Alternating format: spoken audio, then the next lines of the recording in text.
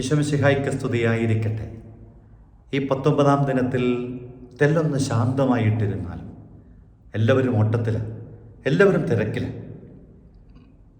അറിയാതെ ആ സന്നിധാനത്ത് ചുമ്മാ എന്നിരുന്നാൽ ജീവിത പങ്കാളിയുടെ മക്കളുടെ കണ്ണിലേക്കൊക്കെ നോക്കി അല്പനേരം ഒന്ന് ശാന്തമായിട്ടിരിക്കാൻ കഴിഞ്ഞാൽ, പ്രകൃതിയെ, ചുറ്റുപാടുകളെ സ്വസ്ഥതയോടൊന്ന് വീക്ഷിക്കാൻ കഴിഞ്ഞാൽ നാം അറിയാതുണ്ടാകുന്ന മാറ്റം സങ്കല്പിക്കാൻ പോലും ആവാത്ത വിസ്മയം തീർക്കാൻ ഇടവരുത്തും. അതുകൊണ്ടാണ് സ്ലൈസ് പാസ്കൽ എന്ന് പറയുന്ന എഴുത്തുകാരൻ പറയും, all of humanity's problems stem from man's inability to sit quietly in a room alone.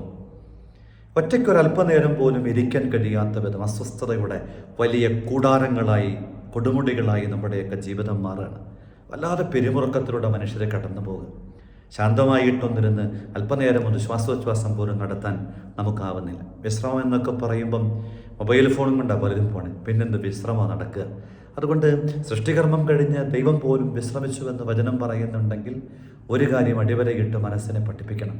വിശ്രമം, ഏകാഗ്രമായ ഇരിപ്പ്, ശാന്തമായിട്ടുള്ള ഇരിപ്പ് ജീവിതത്തിന് ആവശ്യമുണ്ട്.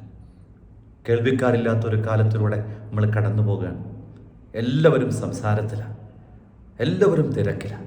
തിരക്കുകളെ വിട്ടുപേക്ഷിച്ചിട്ട് ശാന്തമായി ഐ ക്യാൻ വെയിറ്റ് എന്നൊക്കെ പറയുന്ന സിദ്ധാർത്ഥൻ എന്ന് പറയുന്ന ഹെർമൻ ഹെസ്സയുടെ കഥാപാത്രം പറയും പോലെ ഇങ്ങനെ കൂളായിട്ടിരിക്കാൻ. പണ്ട് ഗ്രാമത്തിൻ്റെ അകങ്ങളിലൊക്കെ ഉണ്ടായിരുന്ന മനുഷ്യർക്ക് ഈ നന്മ ഏറെ ഉണ്ടായിരുന്നു. രാവിലെയുള്ള ഒരു ബസ് പോയി അടുത്ത ബസ് 3-4 മണിക്കൂറിനപ്പുറമാണ്. അവരവിടെ കൂളായിരുന്ന് കൊച്ചു വർത്തമാനങ്ങൾ പറയുന്നു. പല ന്യായങ്ങൾ കൊണ്ട് നമ്മളിതിനെ ലംഘിച്ച് കടന്നു പോകുമ്പം ഉണ്ണീശോയ്ക്ക് പറയാൻ, ഓർമ്മപ്പെടുത്താനുള്ളത് ഇത് തന്നെയാണ്. ജീവിതത്തിൽ എനിക്കും നിങ്ങൾക്കും തെല്ല് ശാന്തമായിട്ടിരുന്ന് പുൽക്കൂടിനെ ധ്യാനിക്കാൻ ഈ ദിവസങ്ങളിൽ ആവട്ടെ. ഉണ്ണീശോയെ സ്വീകരിക്കാൻ ഒരുങ്ങാൻ സഹായകമാകുന്ന ചിന്തയായി ഇത് മാറട്ടെ. ഈശോമിശിഹായ്ക്ക് സ്തുതിയായിരിക്കട്ടെ.